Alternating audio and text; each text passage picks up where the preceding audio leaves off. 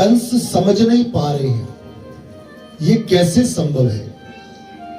पहले पूतना को भेजा, वो भी लौट करके नहीं आए।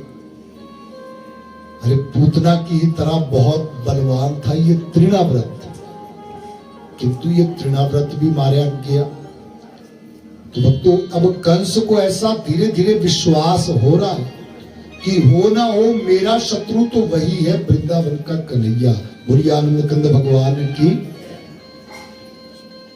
किंतु ये कंस के लिए चिंता का विषय है कि वो अपने शत्रु से कैसे उन्मुक्त होंगे, उस डर से उन्हें कैसे मुक्ति मिलेगी जो उनके प्राणों के ऊपर संकट बना हुआ है। तृणाव्रत के मारे जाने के बाद भक्तों इस बात को लेकर के गोकुल में भी चर्चा होने लगी है कि आखिर क्या कारण है, क्यों बार बार कन्हैया के ऊपर ही विपत्ति आ रही है। नंदादि गोपों ने जब आपस में चर्चा की तो सभी ने भक्तों एक ही निष्कर्ष निकाला कि इस समय स्थान स्थान पर कंस के द्वारा ही बाल वध करवाया जा रहा है। गोकुल में प्रत्यक्ष रूप से तो कंस अपने किसी दैत्य को नहीं भेज रहा है, किंतु परोक्ष रूप से ये सारा का सारा किया धरा कंस का ही लग रहा है। इसलिए भक्तों अब गोकुल नगरी में भी पहरा बढ़ा दिया गया है, अर्थात अब भगवान श्री कृष्ण से मिलना सरल नहीं रहा है। पहरा भी होने लगा, किसी भी अपरिचित को कन्हैया से मिलने नहीं दिया जा रहा है।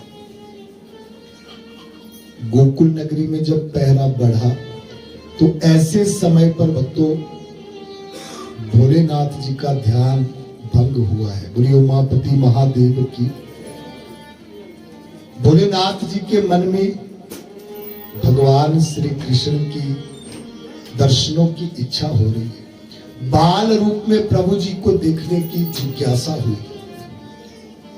अरे मेरे इष्ट देव नारायण कृष्ण अवतार ले चुके, 16 कला संपूर्ण अवतार, तो उनके दर्शन करने हेतु गोकुल जाना चाहिए। इसलिए भक्तों अब भोलेनाथ जी कैलाश पर्वत से चल पड़े हैं दर्शन करने हेतु गोकुल नगरी की तरफ। यशोदा कन्हैया को पालने में झूला झुला रही थी, सुलाने का अभी प्रयास कर रही थी। कितने में भोलेनाथ जी नंद बाबा के महलों के बाहर पहुंच चुके हैं। तो कैसे पहुंचे हैं भोलेनाथ जी? देखिए, एक जोगी का रूप बना करके, एक साधु का रूप बना करके पहुंचे हैं और नंद बाबा के महलों के बाहर आकर के अब कैसे अलख जगाने लगे हैं भोलेनाथ जी। बोलिए उमापति महादेव की।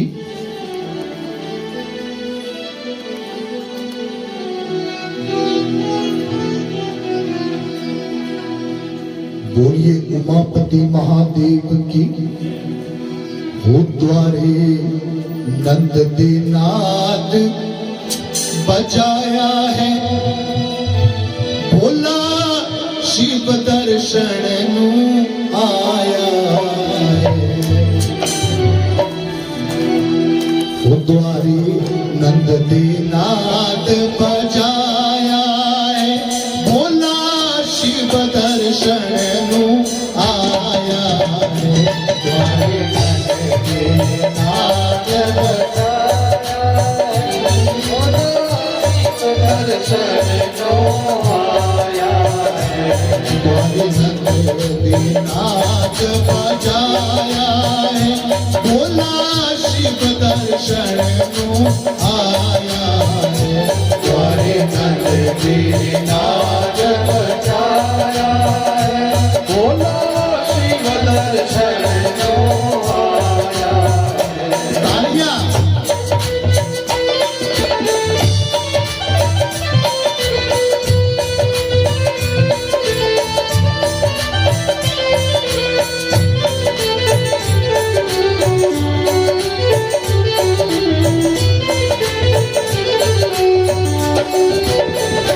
छोड़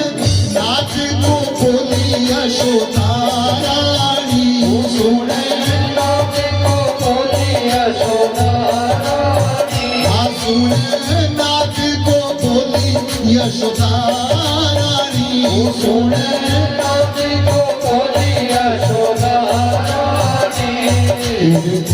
किसने अलग जगाया है, फिर किसने अलग जगाया है। बोला शिव दर्शन यूं आया है, द्वारे नंद नाद बजाया है। बोला शिव दर्शन यूं आया है। बोलिए उमापति महादेव की। भोलेनाथ जी जैसे ही नाद से आवाज करने लगे तो यशोदा ने अपनी सखी को बुलाया और कहा कि अरे सखी, जरा तनिक बाहर जाकर के देखो तो सही, ये कौन है जो आवाज कर रहा है। अरे उसे जाकर के बताओ कि मेरे लल्ला के सोने का समय हो रहा है। यशोदा की सखी दौड़ करके गई है बाहर, देखा कि बाहर तो एक साधु आए हैं, एक जोगी आए हैं। तो उसने कुछ नहीं कहा और आकर के यशोदा को बताया, अरे बहन यशोदा, ये आवाज कोई और नहीं कर रहा, अपितु तेरे द्वार के बाहर एक जोगी, एक संत, एक महात्मा आया है जो नाद से आवाज कर रहा है। तो यशोदा ने जैसे ही ये सुना कि कोई साधु, कोई जोगी द्वार पर आया है, तो भक्तों अब यशोदा क्या करती हैं, बोलिए वृंदावन बिहारी लाल की जय।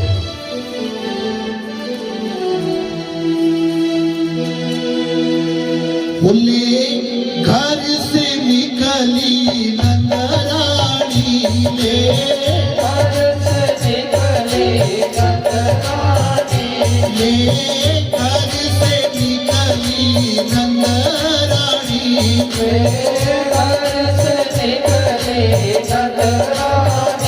ले, मोतियन थाल भराया है, ये मोतियन थाल भराया है। बोला शिव दर्शन यूं आया है, द्वारे नंद के नाद बजाया है।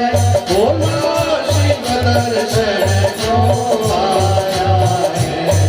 यशोदा तो एक थाली में हीरे मोती भरे और हीरे मोतियों से भरी हुई इस थाली को लेकर के बाहर आई हैं जोगी को भिक्षा देने के लिए। बोलिए वृंदावन बिहारी लाल की। हीरे मोतियों से भरी हुई वो थाली जैसे ही यशोदा ने भोलेनाथ की तरफ बढ़ाई है, भोलेनाथ जी उन हीरे मोतियों को देख करके मुस्कुराने लगे और मुस्कुराते हुए भक्तों यशोदा से भोलेनाथ जी क्या कहने लगे,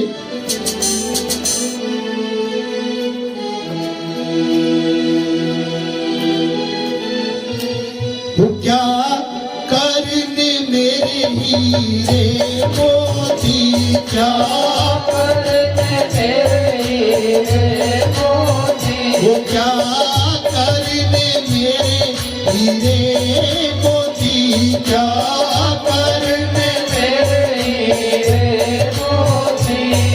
जो सुख दर्शन को आया है, जो सुख दर्शन को आया है। बोला शिव दर्शन को आया है, द्वारे नंद के नाद बजाया है। बोला शिव दर्शन को आया है। अरे माई, ये तू क्या लेकर के आई? हीरे मोती? मैं ठहरा एक जोगी, मैं ठहरा एक सन्यासी, इन हीरे मोतियों का मैं क्या करूंगा? मुझे हीरे मोती नहीं चाहिए।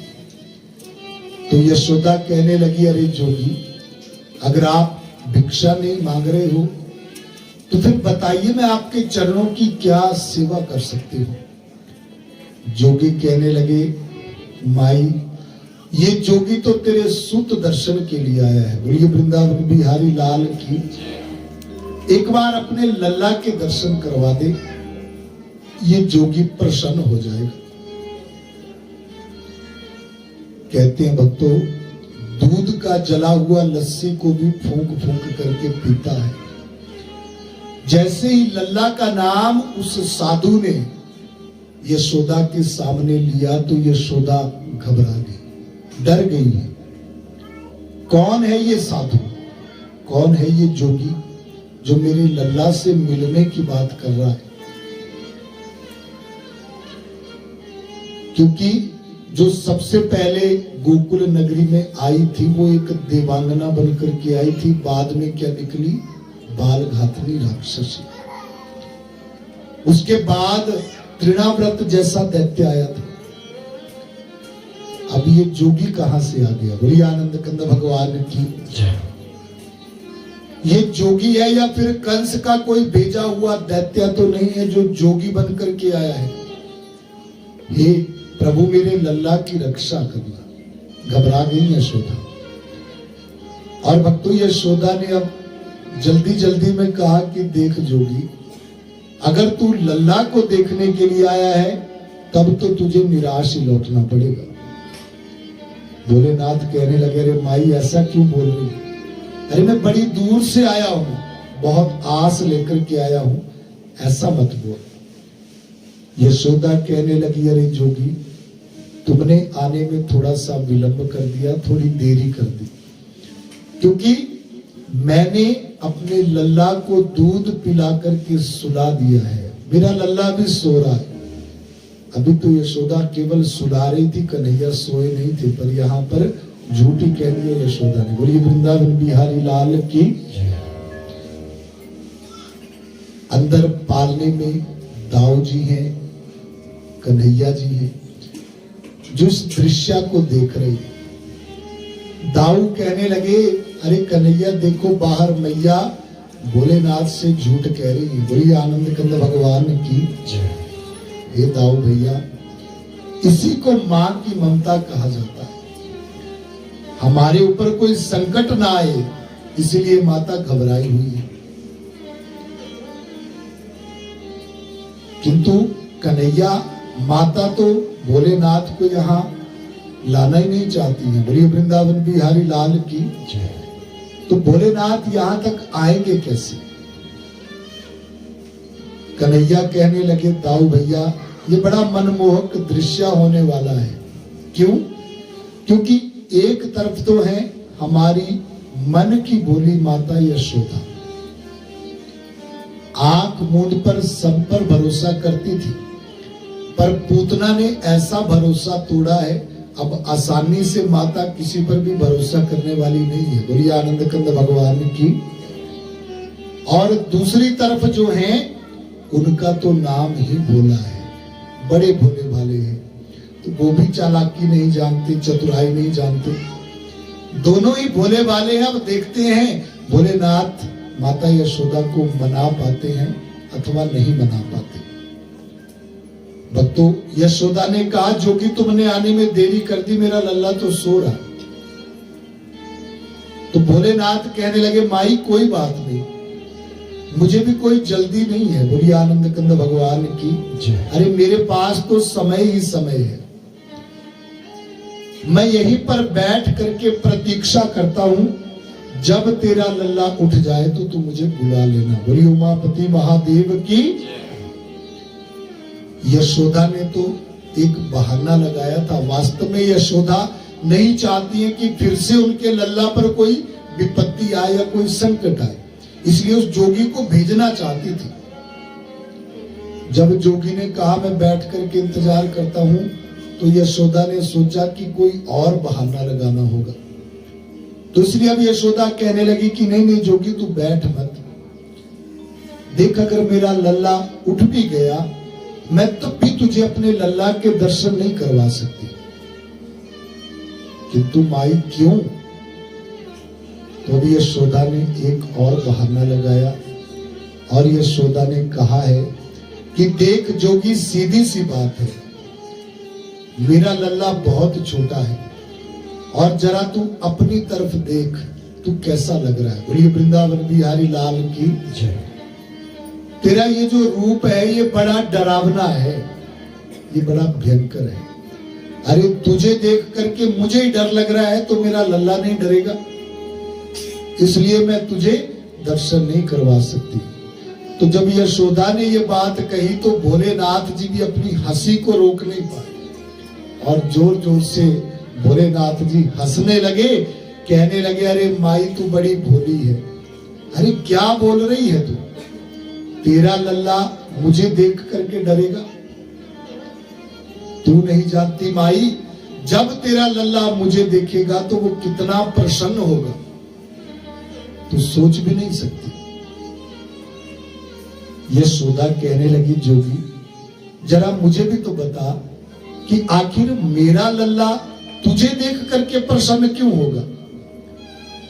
तो अब भोलेनाथ जी ने इसका कारण भी यशोदा को बताया है, पर ये कारण यशोदा की समझ से थोड़ा सा बाहर है। अभी बोलिए वृंदावन बिहारी लाल की।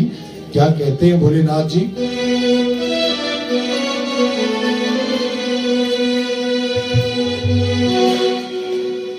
होता मित्र मेरा पुराना है, होता मित्र मेरा पुराना है, होता सखा मेरा पुराना है, होता सखा मेरा पुराना है, मैं ता दर्शन करके ही जाना है, मैं ता दर्शन करके ही जाना है, इसलिए तो ये नाद बजाया है, इसलिए तो ये नाद बजाया है, भोला शिव दर्शन को आया है, तुम्हारे मन के नाद बजाया है, भोला शिव दर्शन को आया है। बोलिए उमापति महादेव की। भोलेनाथ कहने लगे अरे माई तेरा लल्ला तो वो अब बना, मेरा तो वो बड़ा पुराना सखा है, बड़ा पुराना मित्र है, मुझे देखते ही वो प्रसन्न हो जाएगा। भोलेनाथ ने तो सच्चाई कही, पर यशोदा को इस सच्चाई में भी माया नजर आ रही है। और भक्तों आश्चर्यचकित होकर के यशोदा कहने लगी अरे जोगी तेरा दिमाग तो ठीक है, ठिकाने पर तो है, ये तू क्या बोल रहा है, थोड़ा सोच तो ले बोलने से पहले। अरे मेरा लल्ला तेरा मित्र कैसे? अपनी तरफ देख, कम से कम भी होगा तो तू 60 साल का बूढ़ा लग रहा है। बोलिए वृंदावन बिहारी लाल की। अरे मेरा लल्ला जिसका जन्म कुछ समय पहले हुआ है वो तेरा मित्र कैसे हो गया? तेरी बातें कुछ माया भी लग रही। यशोदा भोलेनाथ को कह रही है वो तूता बूढ़ा लगदा 60 साल दा, तूता वो तूता बूढ़ा लगदा 60 साल दा, तूता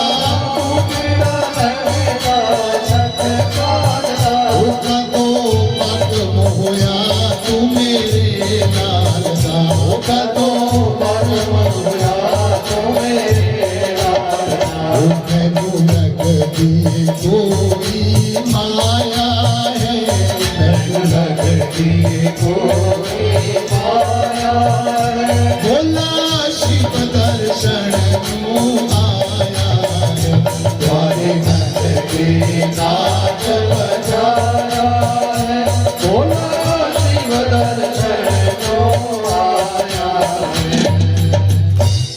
देख जोगी तेरी बातें मुझे कुछ ठीक नहीं लग रही है, माया भी लग रही है। कहा तो तू 60 साल का बूढ़ा, कहा मेरा छोटा सा लल्ला, वो तेरा मित्र कैसे हो सकता है? तू ऐसा कर, देख अगर भिक्षा चाहिए तो और मांग ले, पर लल्ला का नाम मत लेना, क्योंकि मैं लल्ला के दर्शन करवाने वाली नहीं हूं तुझे। भोलेनाथ जी बड़े चिंतित हो गए, क्या करें? माता यशोदा तो मानने को तैयार ही नहीं है। तो भोलेनाथ जी ने नेत्र बंद करके भक्तों गुप्त रूप से कन्हैया से अब वार्तालाप किया है। कन्हैया जो अंदर थे,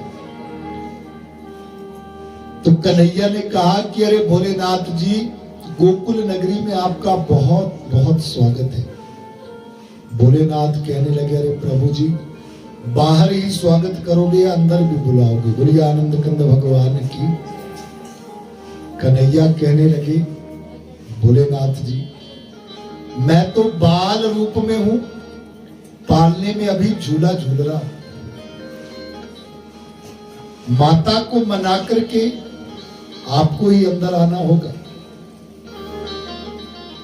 भोलेनाथ कहने लगे, किंतु मैंने तो प्रयास करके देख लिया, यशोदा मानने को तैयार ही नहीं। अरे भोलेनाथ जी, तो उसमें माता की भी गलती नहीं है।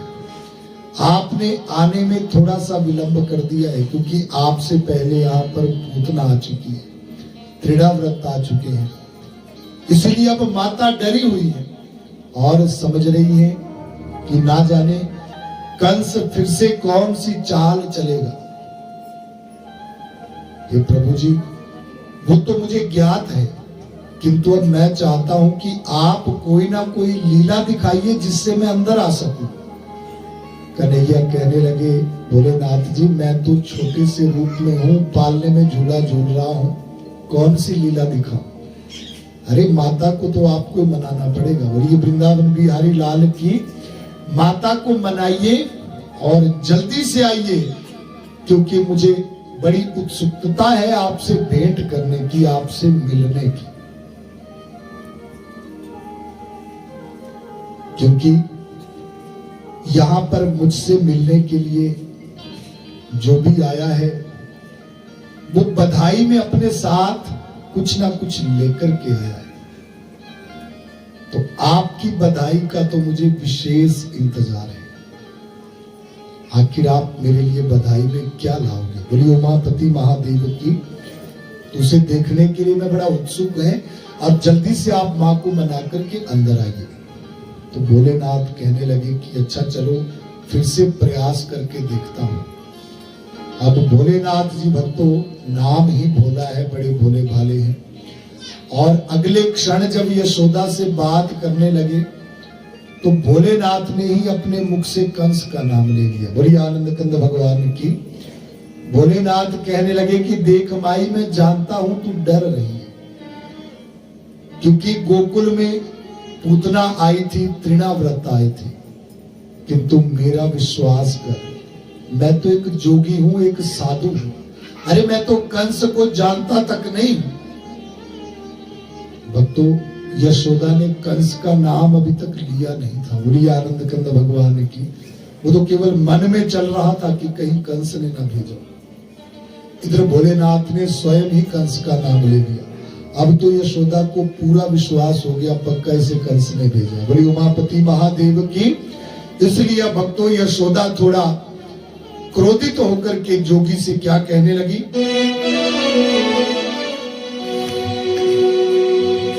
वो चल छेती एथों तुर जा जोगी, चल छेती एथों तुर जा जोगी, चल छेती एथों तुर जा जोगी, चल छेती एथों तुर जा जोगी। मैं तो सुख दर्शन कराना है, मैं तो सुख दर्शन दर्शन आया है, द्वारे मन के नाथ बचाया है, बोला शिव दर्शन आया है। बोलो उमापति महादेव की। ये जोगी, तू जहां से आया है वहीं को लौट जा, अन्यथा अब मैं तुझे धक्के लगवा करके गोकुल से बाहर करूंगी। बोली उमापति महादेव की। तो जब थोड़ा क्रोधित होकर के यशोदा ने ऐसी कठोर बात कह दी, तो भोलेनाथ कहने लगे, अरे माई भाई शांत रहे, क्रोध मत कर, जैसे तेरी इच्छा, किसी को बुलाने की जरूरत नहीं है। मैं स्वयं ही लौट जाता हूं, पर माई सच कहता हूं बड़ी आस लेकर के आया था, और ये जोगी तेरे द्वार से निराश होकर के लौट रहा है। तो मन ही मन में घबरा भी रही है यशोदा, किंतु फिर वही बात सोच रही है कि मेरे लल्ला पर कोई विपत्ति ना आए, और इसके लिए ऐसा करना जरूरी है। भोलेनाथ जी निराश हो गए, उन्हें लग रहा है कि अब दर्शन नहीं वो कर पाए, इसलिए भोलेनाथ जी ने नेत्र बंद किए, फिर से कन्हैया का ध्यान लगाया। हे प्रभु जी, मैं बड़ी आस से आया था, किंतु माता को मना पाने में मैं सफल नहीं हुआ, तो निराश ही लौटना पड़ रहा है यहाँ से। दाऊ भैया कहने लगे कन्हैया से, अरे कन्हैया जी अब तो कोई लीला दिखाओ। बड़ी आनंद कंद भगवान ने की, भोलेनाथ जी तो लौट रहे। तो कन्हैया मुस्कुराए। दाऊ भैया सत्या में जैसा भोलेनाथ का नाम है वैसा ही उनका स्वभाव व्यवहार है, और उसी भोलेपन में आकर के कंस का नाम ले लिया। ऐसा लगता है अब तो मुझे ही कुछ ना कुछ करना पड़ेगा, कोई लीला दिखानी पड़ेगी। तो बड़ी सुंदर यहाँ पर कन्हैया जी ने एक लीला दिखाई। कैसी लीला भक्तों? जब भोलेनाथ जी निराश होकर के लौट रहे थे, तो उसी समय अंदर से कन्हैया ने पालने में से ही आवाज लगाई कि अरे ओ सखा रुक जाओ, मेरे साथ मिलकर के जाना। बड़ी आनंद कंद भगवान की। भोलेनाथ जी उस आवाज को सुनकर के रुक गए और पीछे मुड़कर के देखने लगे। भक्तों, ये आवाज यशोदा ने भी सुनी है, पर यशोदा हैरान है, आखिर ये आवाज लगाई तो लगाई किसने? क्योंकि मेरा लल्ला तो अभी बोलता भी नहीं है, और कक्ष में कन्हैया और दाऊ के अलावा कोई और दूसरा है भी नहीं। मुझे चल करके देखना चाहिए, कहीं ऐसा तो नहीं कि कोई कन्हैया के कक्ष तक पहुंच गया हो। इसलिए यशोदा भागती हुई जब कक्ष में आई है, तो कक्ष में क्या देखती है भक्तों? वहां कन्हैया और दाऊ के अलावा कोई और नहीं था। कन्हैया पालने में रो रहे हैं।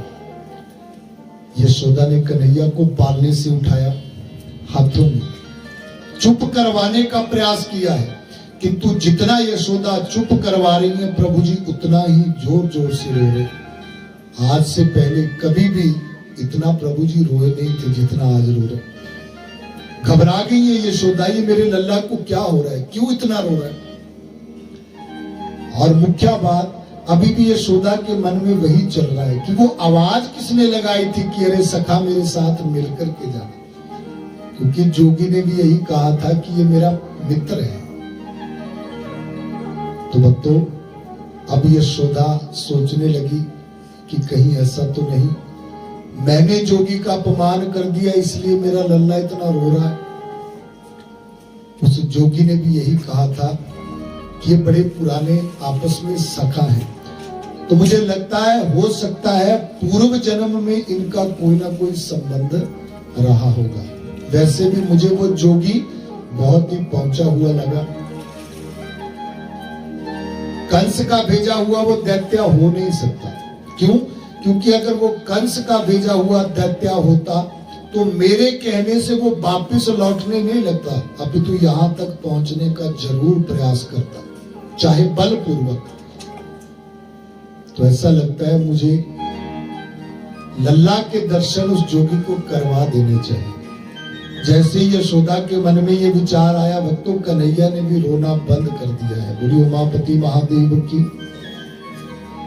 कन्हैया ने रोना बंद कर दिया। यशोदा ने लल्ला को पालने में रखा, दौड़ करके बाहर आई। भोलेनाथ जी प्रतीक्षा कर रहे थे वहीं पर खड़े होकर के, किंतु जैसे ही यशोदा को आते हुए देखा तो थोड़ा घबरा गए और फिर से आगे बढ़ने लग गए। बोली उमापति महादेव की। तो अब यशोदा ने आवाज लगाई कि अरे जोगी रुक जाओ। अरे महात्मा जी रुक जाइए। भोलेनाथ जी मुड़कर के यशोदा की ओर देखने लगे तो यशोदा ने दोनों हाथ जोड़े। हे जोगी, मुझे क्षमा कर दीजिए, जो कुछ भी मैंने कहा उसके लिए मैं दोनों हाथ जोड़ करके आपसे क्षमा मांगती हूं, किंतु क्या करूं, हे जोगी एक माँ हो। बोलिए आनंद कंद भगवान की। अरे पहले भी मेरे लल्ला पर विपत्ति आई है, बस इसी बात को लेकर के मन चिंतित है, भयभीत है कि कहीं मेरे लल्ला पर कोई संकट न आए। भोलेनाथ जी मन ही मन विचार करने लगे। बड़ी बोली है यशोदा, जिनका नाम लेने से तीनों लोगों के संकट दूर होते हैं, भला उनके ऊपर कैसा संकट हो सकता है, कैसी विपत्ति हो सकती है। किंतु एक माँ के दृष्टिकोण से यशोदा अपने स्थान पर बिल्कुल ठीक है, बिल्कुल सही है। इसलिए भक्तों भोलेनाथ कहने लगे, अरे माई तू बिल्कुल भी चिंता मत कर, तेरे बालक का कोई बाल भी बांका नहीं कर सकता है। हे जोगी, आप मेरे साथ चल करके लल्ला को देख सकते हैं, लल्ला के दर्शन कर सकते हैं। एक बड़ा सुंदर और अद्भुत मिलन होने जा रहा है भोलेनाथ और कन्हैया जी का। कन्हैया जी जो बाल रूप में उत्साहित होकर के देवता भी इस अनुपम दृश्य को देख रहे हैं। भक्तों, जैसे ही भोलेनाथ जी ने उस कक्ष में प्रवेश किया है तो सामने पालने में कन्हैया जी दिखे। कन्हैया की वो मनोहर छवि दिखी है। तो सबसे पहले भोलेनाथ जी ने दोनों हाथ जोड़ करके अपने इष्ट देव के चरणों में प्रणाम किया। बोली उमापति महादेव की। तो श्री हरि भगवान विष्णु जी ने भी दोनों हाथ जोड़ करके भोलेनाथ जी के चरणों में वंदन किया है, भोलेनाथ जी के चरणों में प्रणाम किया। भोलेनाथ कहने लगे कि हे प्रभु जी, सत्या में आपके इस रूप की प्रशंसा मैं करूं ऐसे शब्द मेरे पास नहीं है। करोड़ों काम देवों को लज्जित करने वाली आपकी ये मनोहर छवि है। कन्हैया कहने लगे, भोलेनाथ जी अब जल्दी से बताइए, आप मेरे लिए बधाई में क्या लाए। बड़ी सुंदर और गुप्त बात आती है ये। आखिर भोलेनाथ जी ने बधाई में क्या दिया। तो भोलेनाथ कहने लगे कि हे प्रभु जी, बहुत विचार किया मैंने कि आपके लिए मैं बधाई में क्या लेकर के जाऊं। तो भक्तों, भोलेनाथ जी ने कन्हैया को बधाई में एक मोर पंख और एक बांसुरी दी। बोलिए वृंदावन बिहारी लाल की। बांसुरी जो दधीची मुनि की हड्डियों से निर्मित हुई थी। भक्तों, ये बांसुरी भोलेनाथ जी के द्वारा भगवान श्री कृष्ण को प्रदान की गई थी। जिस बांसुरी की धुन पर गोपियों की बात छोड़िए, ग्वालों की बात छोड़िए, पेड़ पौधे गौएं तक झूम जाती थी, नृत्य करने लग जाती थी। तो ये बांसुरी भोलेनाथ जी ने ही कन्हैया को दी थी। बोलिए वृंदावन बिहारी लाल की। जोर से बोलेंगे जय श्री राधे, जय जय श्री राधे। भक्तों, यहां पर परीक्षित जी ने एक प्रश्न पूछा है सुखदेव जी से। हे सुखदेव स्वामी जी, भोलेनाथ के द्वारा भगवान श्री कृष्ण जी को बांसुरी देना ये तो मैं समझ रहा, किंतु मोर पंख जो दिया, क्या उसका भी कोई कारण रहा है। बोलिए वृंदावन बिहारी लाल की। तो सुखदेव जी मुस्कुराए और कहने लगे कि हे परीक्षित, आपका ये प्रश्न बड़ा पवित्र प्रश्न है और ये प्रश्न आपका नहीं, आने वाले कल का प्रश्न है। द्वापर के बाद कलयुग का आरंभ होगा और कलयुग में ऐसे लोगों की भी कमी नहीं होगी जो भगवान तक पर उंगली उठाने लगेंगे। बोलिए आनंद कंद भगवान की। भगवान पर भी प्रश्न चिन्ह लगाने वालों की कलयुग में कमी नहीं होगी। कई बार आपने सुना होगा कुछ लोग ऐसा उदाहरण देते हैं कि भाई श्री कृष्ण तो भगवान थे, अगर वो भगवान थे तो चोरी क्यों करते थे। बोलिए आनंद कंद भगवान की। किंतु ऐसा प्रश्न केवल वही उठाते हैं जो श्रीमद् भागवत कथा से कभी जुड़े ही नहीं होते। तो इसीलिए परीक्षित जी ने ये प्रश्न पूछा था। कुछ लोग कहते हैं कि वे भगवान श्री कृष्ण जी के 16,000 रानियां थी। बोलिए वृंदावन बिहारी लाल की। तो भक्तों, उन्हीं के प्रश्न का उत्तर है इस प्रसंग में जो सुखदेव जी अब कहने लगे कि हे परीक्षित, भगवान श्री कृष्ण जी को मोर पंख देने के पीछे एक बड़ा ही सुंदर कारण है। भक्तों, ये मोर पंख केवल प्रभु जी के मस्तक मंडल की शोभा में चार चांद नहीं लगाता, बल्कि एक बहुत बड़ी शिक्षा है सभी के लिए जो भगवान पर भी प्रश्न उठाते हैं। क्योंकि भक्तों, भागवत कथा में जब रास लीला या महारास लीला का प्रसंग आता है तब भी कई बार कुछ लोग संकोच करने लगते हैं भगवान की उस लीला पर। किंतु यहाँ पर अब मैं आपको स्पष्ट करना चाहता हूं कि श्रीमद् भागवत का जो 10वां स्कंद है भक्तों, ये सारी की सारी जो कृष्ण लीला अमृत है। हर लीला के पीछे कोई ना कोई आध्यात्मिक कारण जुड़ा है। तो भगवान श्री कृष्ण का गोपियों के साथ जो मिलन बताया गया है, वास्तव में वो भागवत कथा का बहुत ही अनुपम और सुंदर प्रसंग है। ऐसा प्रसंग भक्तों, जिस प्रसंग में भगवान ने अपने भक्तों का कल्याण किया है। बोलिए वृंदावन बिहारी लाल की। मानव जीवन का मुख्य उद्देश्य क्या होना चाहिए, लक्ष्य क्या होना चाहिए? लक्ष्य होना चाहिए जन्म मरण के चक्रव्यूह से निवृत्ति पाना। कितनी बार जन्म लेंगे, कितनी बार मृत्यु को प्राप्त होंगे।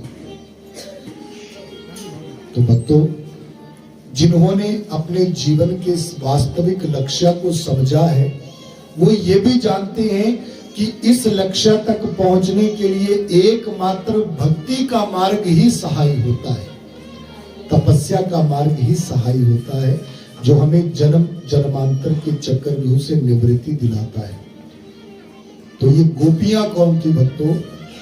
अगर आप इनके पूर्व जन्म की कथाओं को पढ़ें तो ये गोपियां कोई और नहीं, अपितु ये वो संत, वो ऋषि मुनि हैं जिन्होंने अपने कई जन्म लगाए थे इस लक्ष्य तक पहुंचने के लिए कि जन्म मरण से मुक्ति मिल सके।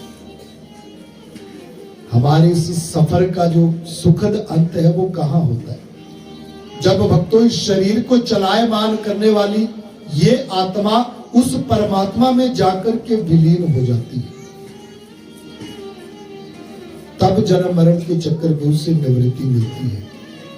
तो भागवत कथा के बीच में ये जो रास महारास लीला का प्रसंग है भक्तों, भगवान श्री कृष्ण ने जो गोपियों के साथ मिलन को बताया हुआ है भक्तों, ये आत्मा का परमात्मा से मिलन है और ये उन तपस्वियों की तपस्या का परिणाम है जिन्होंने भगवान का सानिध्य पाने के लिए अपने कई जन्म लगाए थे भक्ति में।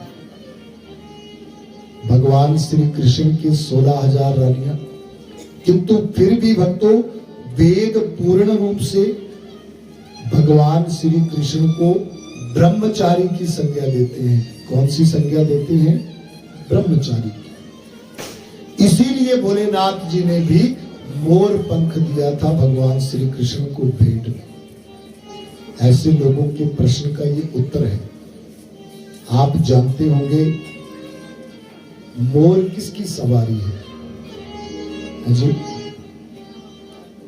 भगवान कार्तिकेय जी। भगवान कार्तिकेय और भगवान श्री कृष्ण, इन दोनों को ही पूर्ण रूप से ब्रह्मचारी कहा गया है भक्तों, क्योंकि मोर एकमात्र ऐसा जीव है इस संसार में जिसकी वंश वृद्धि मैथुन धर्म के बिना होती है। बोलिए आनंद कंद भगवान की।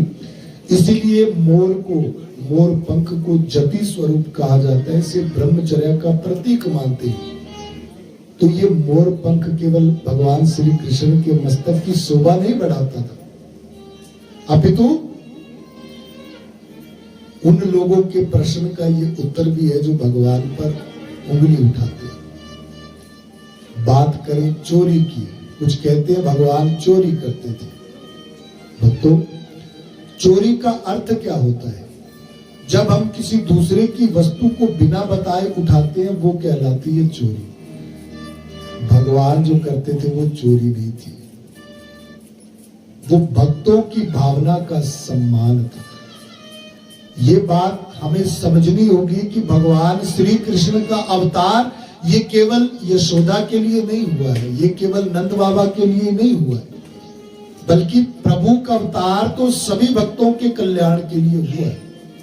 और गोकुल में जिसने भी जन्म पाया है उसके पूर्व जन्मों की भक्ति जुड़ी है, तपस्या जुड़ी है, तब भगवान का समीप्य मिला है, सानिध्य मिला है। तो जब भी कन्हैया अपने हाथों में माखन लेकर के माखन खाते थे और गोकुल की जो भी ग्वालिन कन्हैया को माखन खाते हुए देखती थी, तो उस मनोहर छवि को देखते ही वो अपने नेत्र मींच लेती थी, ऐसा आनंद मिलता था।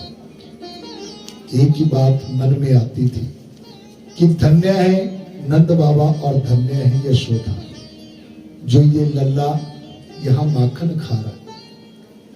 अगर विधाता हमारी सुनते, ऐसा भाग्य हमारा भी होता, ये लल्ला हमारे घर माखन खाता तो कितना आनंद आना था। ये भावना थी जो भगवान को खींच करके ले जाती थी भक्तों के घर, क्योंकि भगवान को भक्तों चोरी करने की जरूरत भी नहीं थी। 9 लाख गौएं नंद बाबा ने पाली थी, 9 लाख। बोलिए वृंदावन बिहारी लाल की। नित्य नया माखन घर में होता है, कितना माखन खाएगा कन्हैया, किंतु फिर भी प्रभु जी का दूसरे के घर में जाकर के माखन खाना, ये भक्तों की उस भावना का सम्मान है। क्योंकि भक्तों, भगवान को हम भावना से ही जीत सकते हैं। याद रखिए, भावो ही विद्यते देव। भगवान भावना के अधीन है, भक्ति के अधीन है, दूसरा उपाय उनको जीतने का नहीं है। अब ये भावना क्या होती है, एक छोटे से उदाहरण से आपको समझाता हूं। मान लीजिए किसी माता के 2 पुत्र हैं, माता ने अपने दोनों बच्चों को 5-5 रुपए दिए और कहा कि जाओ बेटा जाकर के इनकी मिठाई खा लो। दोनों बच्चे दौड़ करके दुकान में गए, दोनों ने 5-5 रुपए की मिठाई खरीदी। एक बच्चे ने मिठाई खरीदी और दुकान पर बैठ करके वो मिठाई खा भी ली। दूसरे बच्चे ने मिठाई तो खरीदी पर उसे खाया नहीं, वो उस मिठाई को लेकर के फिर से माँ के पास लौटा। बोली आनंद कंद भगवान की। और अपनी माँ से कहता है कि अरे माँ, ये ले तू भी खा और मुझे भी खिला। तो वैसे तो माँ को दोनों बच्चे प्यारे हैं, पर भक्तों एक बच्चा जो उस मिठाई को भी माँ के पास लेकर के आया है, वो उस माँ के लिए थोड़ा विशेष हो जाएगा, क्योंकि उसने अपनी उस भावना से माँ का हृदय जीत लिया। अब ऐसा तो नहीं है कि कोई माँ मिठाई खाना चाहती है, अगर वो प्रेम से थोड़ा सा वहां से मिठाई ले भी लेगी तो भक्तों उस माँ का हृदय इतना प्रसन्न होगा, उसका मन करेगा कि मैं अपने इस बच्चे को कुछ और दूं। ऐसी ही भगवान की कृपा होती है। जब भी हम भगवान के चरणों में भक्तों कोई सेवा करते हैं, अच्छे कार्य से आप जाते हैं, कई बार कुछ प्रश्न उठाते हैं कि भाई मंदिर में जाकर के भगवान को पैसा चढ़ाते हैं, भगवान को पैसे की क्या जरूरत है। बोलिए आनंद कंद भगवान की। तो जरूरत भगवान को नहीं है, जरूरत हमें है। जैसे एक बच्चे ने माँ के पास वो मिठाई दी ला करके, तो भक्तों उस माँ का हृदय प्रसन्न होगा और वो चाहेगी कि मैं अपने उस बच्चे को कुछ और दूं। ऐसे ही भगवान की कृपा होती है। अगर हमें भगवान ने सक्षम बनाया है, सामर्थ्य दिया है, तो अपनी सामर्थ्य के अनुसार आप अच्छे कार्यों से जुड़िए, अच्छी सेवा से जुड़िए, क्योंकि अगर हम भगवान के चरणों में श्रद्धा से कुछ ना कुछ भेंट अर्पित करते हैं, उनकी सेवा करते हैं, तो निसंदेह उनके हृदय तक पहुंचते हैं और फिर उस परम पिता की कृपा भी खूब बरसती है। बोलिए आनंद कंद भगवान की। क्योंकि देने वाले ने दुनिया की हर चीज दी है, पाने वाला ना पाए तो वो क्या करे, उसकी ओर से कमी नहीं है, बस हमारी भावना, हमारी भक्ति में कमी रह जाती है। अन्यथा प्रभु ने कृपा बरसाने में कभी किसी को भी कोई कमी नहीं रखी है। बोलिए आनंद कंद भगवान की। जोर से बोलेंगे जय श्री राधे, जय जय श्री राधे। तो भक्तों की भावना का सम्मान करने के लिए भगवान घर घर जाकर के माखन खाते थे। तो भोलेनाथ जी के ही द्वारा ये बांसुरी और मोर पंख जो है वो भगवान श्री कृष्ण को उस समय भेंट के रूप में दिया गया, जिन्हें भगवान श्री कृष्ण ने कभी भी अपने से जुदा नहीं होने दिया, कभी भी अपने से अलग नहीं होने दिया। सुखदेव स्वामी जी सुनाने लगे, हे परीक्षित, प्रभु जी ने बड़ी सुंदर सुंदर लीलाएं की और उन लीलाओं में किसी ना किसी का कल्याण जुड़ा था, कोई ना कोई आध्यात्मिक कारण भी जुड़ा हुआ था। तो भक्तों, ये कथा हमें देखिए भगवान की भक्ति की महिमा को तो दर्शाती ही है। मैंने आपको कहा कि भागवत कथा के बीच में महारास लीला प्रसंग हमें शिक्षा देता है, शिक्षित करता है कि हमारे जीवन का लक्ष्य क्या होना चाहिए, जन्म मरण के चक्रव्यूह से निवृत्ति पाना। क्योंकि 4 दुख मनुष्य के लिए असहनीय कहे गए। कौन कौन से? पहला है जन्म लेने का दुख,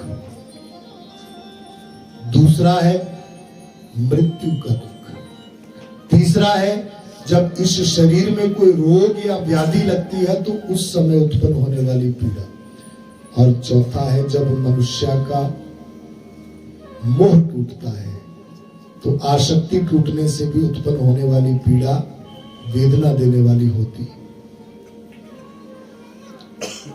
जन्म लेने का दुख, भले ही आज हमें स्मरण नहीं है, किंतु थोड़ा उस समय को याद करें जब गर्भ में थे और उल्टे लटके थे, तो रात दिन प्रार्थना करते थे, भगवान एक बार बाहर निकाल दे, तेरा ही नाम जपूंगा, तेरा ही भजन करूं। इतना कष्ट होता है गर्भ। वैतरणी नदी की संज्ञा दी जाती है गर्भ को। एक प्रकार से हर जीव वैतरणी भोग करके ही आया है मनुष्य शरीर। मृत्यु के समय होने वाली पीड़ा, ये मनुष्य के कर्मों के ऊपर निर्भर करता है। क्योंकि भक्तों, जो पहला दुख है जन्म लेने का, इससे तो कोई नहीं बच सकता। ये दुख चाहो ना चाहो ये सभी को सहना पड़ता है, किंतु अगले जो 3 दुख हैं इनसे बचा भी जा सकता है। जैसे मृत्यु के समय होने वाली पीड़ा, तो ये मनुष्य के कर्मों पर निर्भर है, जीवन में उसने किस तरह के कर्म किए। भक्तों, अगर कर्म अच्छे होंगे तो हंसते हंसते भी कुछ लोगों की विदाई होती है, और कुछ लोग मृत्यु के समय बड़ा कष्ट भी भोगते हैं। बोलिए आनंद कंद भगवान की। उसके बाद जब शरीर व्याधिग्रस्त होता है, रोग ग्रस्त होता है, तो कुछ रोग मृत्यु तुल्य पीड़ा देने वाले कहे गए। तो शरीर को व्याधिग्रस्त होने से आप बचा सकते हैं अगर आप वेद मर्यादा का नियम से पालन करते हुए अपना रहन सहन, अपना खान पान वेद मर्यादा के अनुसार ही रखें, हरि चरणों से जुड़े रहें। ऐसा नहीं कि भगवान की कथा में बड़ी दिव्य शक्ति है, बहुत सारे रोगों को काटने की इस कथा में क्षमता है। हमारे शरीर में रोग प्रतिरोधक क्षमता को भी भागवत कथा बढ़ाती है। चौथा दुख है मोह टूटने से जो दुख उत्पन्न होता है। जरा सोचिए, कोई ऐसा परिवार जिसमें कमाने वाला एक है, खाने वाला पूरा परिवार है, उस एक व्यक्ति पर पूरा परिवार निर्भर करता है। अगर ऐसे व्यक्ति को कुछ हो जाए तो उस परिवार पर दुखों का पहाड़ टूटता है। और जब जब मोह टूटता है तो कुछ समय के लिए वो पीड़ा बहुत वेदना देने वाली होती है, किंतु भक्तों इस दुख से मनुष्य बच सकता है भगवान श्री कृष्ण जी की गीता के साथ जुड़ करके। बोलिए आनंद कंद भगवान की। गीता से सुंदर दूसरा कोई उपाय नहीं है मनुष्य को दुखों से बचाने का। मैंने आपसे पहले भी कहा था, जब भी जीवन में आप किसी दुविधा में हो, निर्णय नहीं ले पा रहे हो, तब भी गीता पढ़िए, वहां से आपको मार्ग मिलेगा। जब मोह आसक्ति टूटती है उस समय गीता पढ़िए, दुख कम होगा। अभी तो दुख रहेगा ही नहीं, क्योंकि भक्तों मृत्यु से वही डरते हैं जिन्होंने मृत्यु को समझा नहीं है। जब एक बार आप मृत्यु को समझ लेंगे तो मृत्यु का भय नहीं रहता, और यही गीता समझाती है, इसी पर बल देती है। एक छोटी सी बात की, जैसे तू पुराने वस्त्र छोड़ता है और नए वस्त्र पहनता है, वैसे ही ये जीवात्मा है जो पुराने और व्यर्थ के शरीर को छोड़ करके अपने कर्मों के अनुसार किसी नए शरीर में प्रवेश करेगी। तो अगर कहीं मृत्यु हो रही है तभी कहीं जन्म भी हो रहा है। तो ये जन्म मरण चलता है, पर भक्तों अगर इस जन्म मरण के चक्कर में उसे निवृत्ति पानी है तो फिर उस परम पिता के चरणों से जुड़ना बहुत अनिवार्य हो जाता है।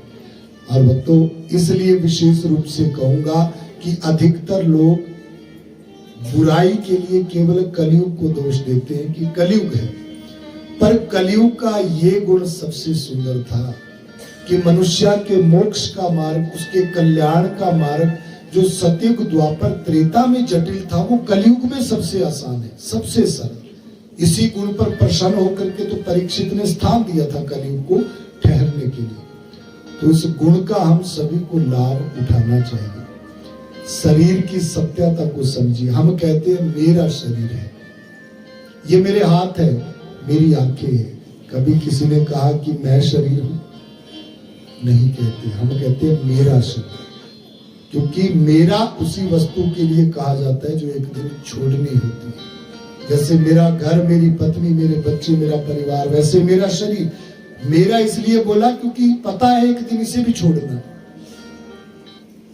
पर हाँ, इस शरीर का चेतना के साथ बड़ा सुंदर संबंध है भक्तों। जब तक ये संबंध बना है तब तक सारे संबंध बने हैं। माता पिता, भाई बहन, चाचा चाची, मौसा मौसी।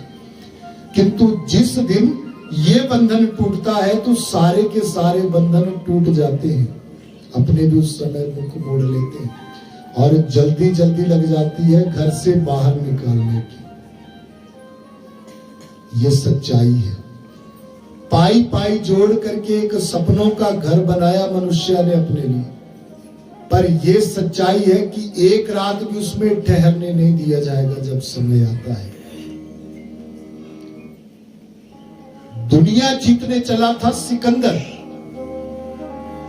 पर सिकंदर का भी अंत समय आया और अपने अंतिम समय में सिकंदर को भी ज्ञान हुआ भक्तों।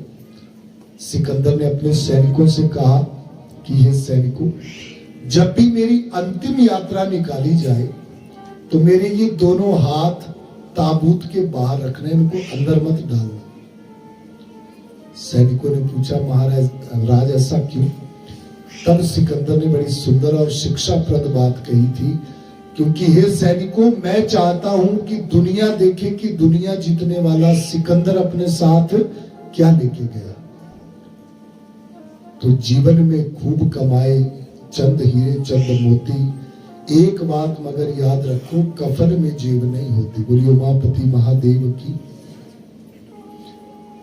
धन संपत्ति, लक्ष्मी, जमीन जायदाद, ये यहीं तक है। यहां से जाने के बाद अगर कुछ काम आएगा तो वो ये नाम धन है जो आप इस समय जोड़ रहे हैं। आपकी ये भक्ति ही है, आपके अच्छे कर्म ही है जो आपके साथ रहेंगे। तो भक्तों, बड़ा सुंदर संबंध है शरीर का और चेतना का। मैंने कहा हम कहते हैं मेरा शरीर है, इसलिए कहते हैं क्योंकि इसे छोड़ना है। और महापुरुष कहते हैं समय रहते इस बात को समझ ले, शरीर और चेतना के अंतर को समझ ले, क्योंकि ये शरीर केवल एक माध्यम है कर्म करने का, जो तुझे एक निश्चित अवधि के लिए मिला है, उससे बढ़कर के एक श्वास भी नहीं मिल सकती।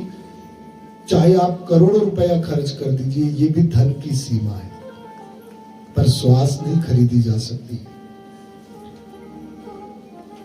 तो भक्तों, जब ये संबंध टूटने लगता है शरीर का आत्मा के साथ, तो उस समय इस शरीर रूपी पिंजरे की और आत्मा रूपी पंछी की आपस में कुछ बातें होती हैं। उन्हीं बातों का वर्णन प्रस्तुत भजन में बड़े सुंदर ढंग से किया गया है। सभी मिलकर के एक भजन का गुणगान करेंगे।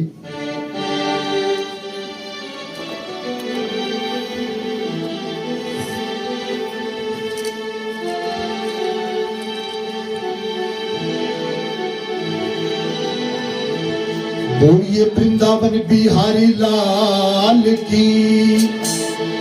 थोड़ा जोर से जयकारा, जोर से बोलेंगे जय श्री राधे, जय जय श्री राम, जय जय श्री राधे, जय जय श्री राम।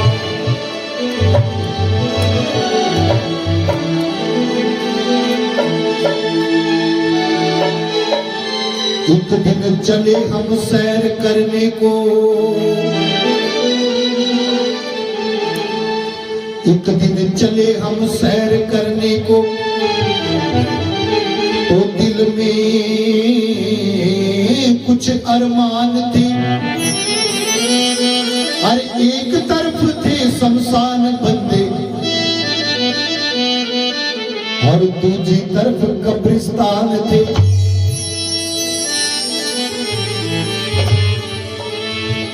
चलते चलते एक ठोकर लगी, जो पाँव के नीचे देखा तो एक हड्डी थी दबी। उस हड्डी के भी ये बयान थे, अरे ओ जाने वाले मुसाफिर जरा संभल कर चल, एक दिन हम भी तेरी तरह इंसान थे। एक दिन ऐसा आमना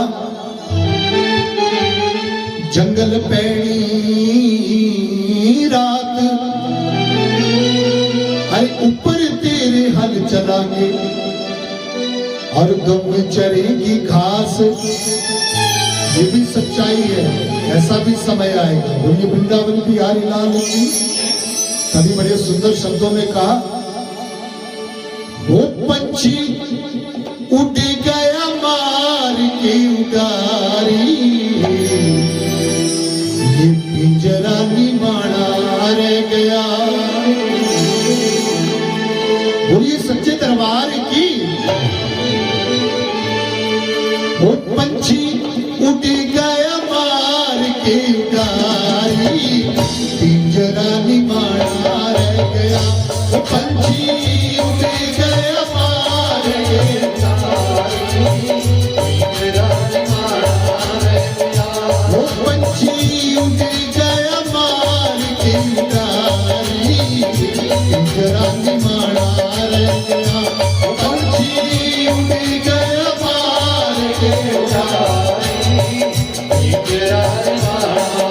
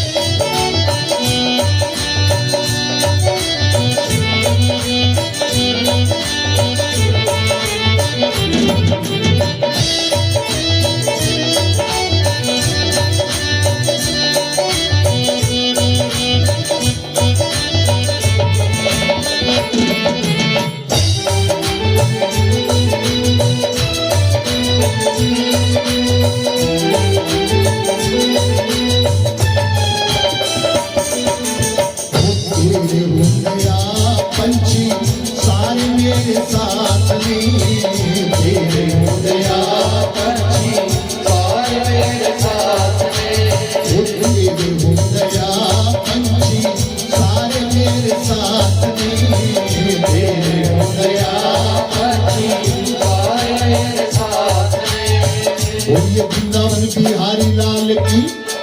भक्तों, जब ये चेतना रूपी पंछी इस शरीर रूपी पिंजरे को छोड़ करके उड़ारी भरने लगता है, तब इस पिंजरे को समझ आता है इस चेतना का महत्व क्या था।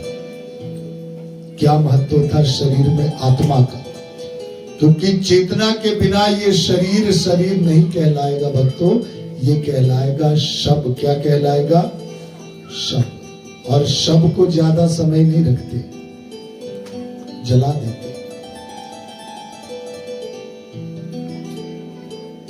तब भक्तों ये पिंजरा उस पंछी से कहता, तेरे हुंदे आ पंछी सारे मेरे साथ में। अरे जब तक तू साथ में था तो ये सभी मेरे अपने थे, मेरे माता पिता चाचा चाची मौसा मौसी जितने भी संबंध है सभी अपने थे। पर तू साथ छोड़ रहा है तो ऐसा लग रहा है सबने मुख मोड़ लिया। बोलिए वृंदावन बिहारी लाल की। तो ये पिंजरे और पंछी की बातें हैं जो संत जनों ने लिखी है। भक्तों, क्या कहता है ये शरीर रूपी पिंजरा उस पंछी से?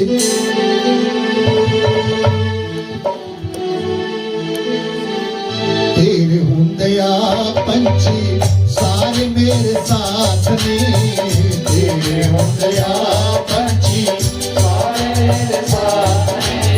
वो तेरे बिना रखना ना मैनू की करात में, तेरे बिना रखना ना मैनू की करात में।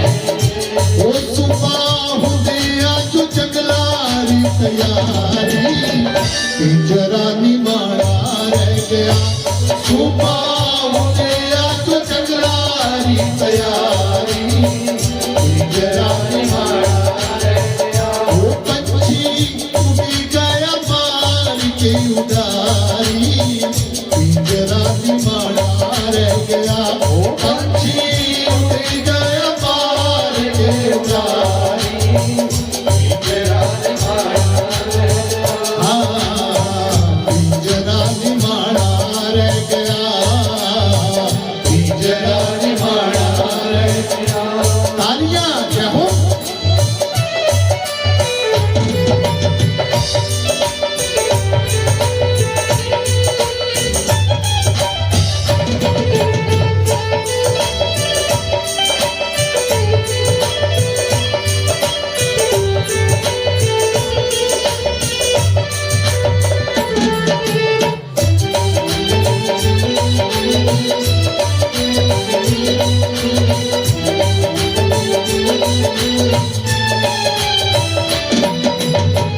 तेरे हुंदया पंछी मौज में न मानिया, तेरे हुंदया पंछी मौज में न मानिया। तेरे हुंदया पंछी मौज में न मानिया, तेरे हुंदया पंछी मौज में न मानिया। आज छड़ चले आ तू मेरे अमानिया, आज चढ़ चले आ तू मेरे अमानिया। ये पंछी जब तक तेरा साथ था तो मैं कर्म करने के लिए स्वतंत्र था, चाहे अच्छा चाहे बुरा, पर कर तो सकता था। अरे तेरे बिना तो मैं बिल्कुल व्यर्थ हो गया, तेरे बिना मेरा कोई महत्व नहीं है।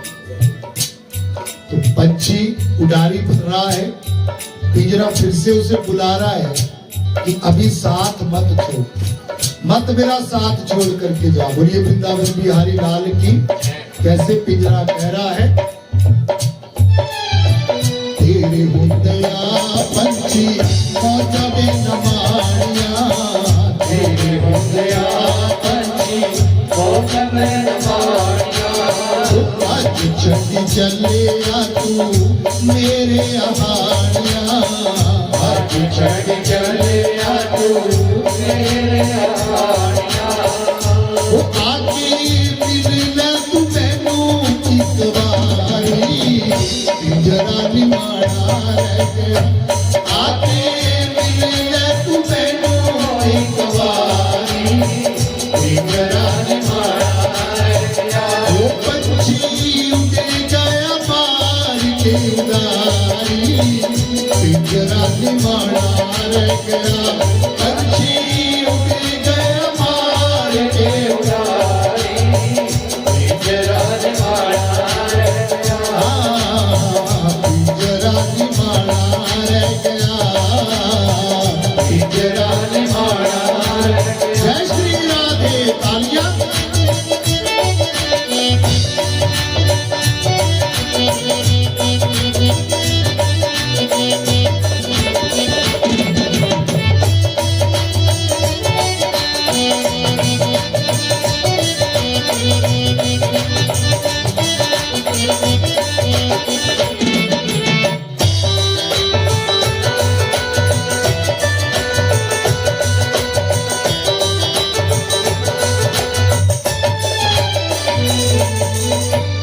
जब बार बार भक्तों ये पिंजरा इस पंछी को पुकारता है, तो देखिए अब ये पंछी उडारी बनने से पहले इस पिंजरे से क्या कहता है। बोलिए वृंदावन बिहारी लाल की जय। उड़ के नसीब असी तेरी भी मिलाके, उड़ के नसीब असी तेरी भी मिलाके, उड़ के नसीब असी तेरी भी मिलाके, उड़ के नसीब असी तेरी भी मिलाके, वो सूखे हुए बागा बीच फूल खिलाके, सूखे हुए बागा बीच फूल खिलाके, वो मेरी तेरी राम सत होने चंदवार दी, पिंजरा निमाड़ा रह गया, मेरी तेरी राम सत होने चंदवार दी, पिंजरा निमाड़ा रह गया, वो पंछी उड़ गया मार के उडारी, पिंजरा निमाड़ा रह गया, वो पंछी उड़ गया मार के उडारी, पिंजरा निमाड़ा रह गया, पिंजरा निमाड़ा रह गया, पिंजरा निमाड़ा रह गया। बोलिए वृंदावन बिहारी लाल की।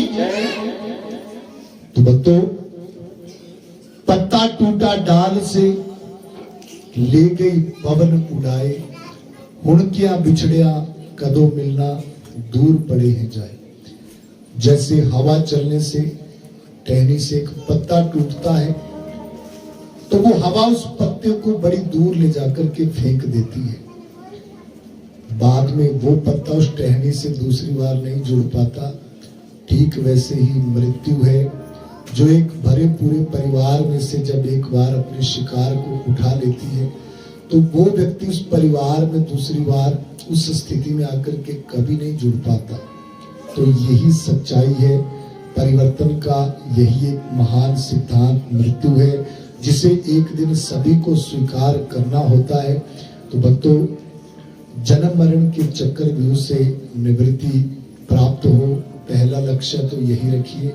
वहां तक नहीं भी पहुंच पाए तो कम से कम ऐसे कर्म करिए कि 84 के चक्रव्यूह में ना गिरना पड़े, दुर्गति से बचे।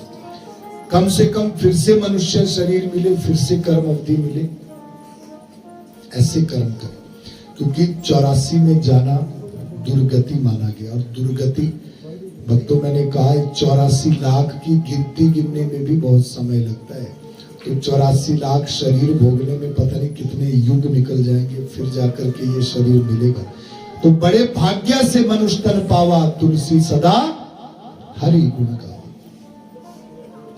कृतार्थ करिए अपने जीवन को प्रभु चरणों से जुड़ करके, हरि नाम के साथ जुड़ करके।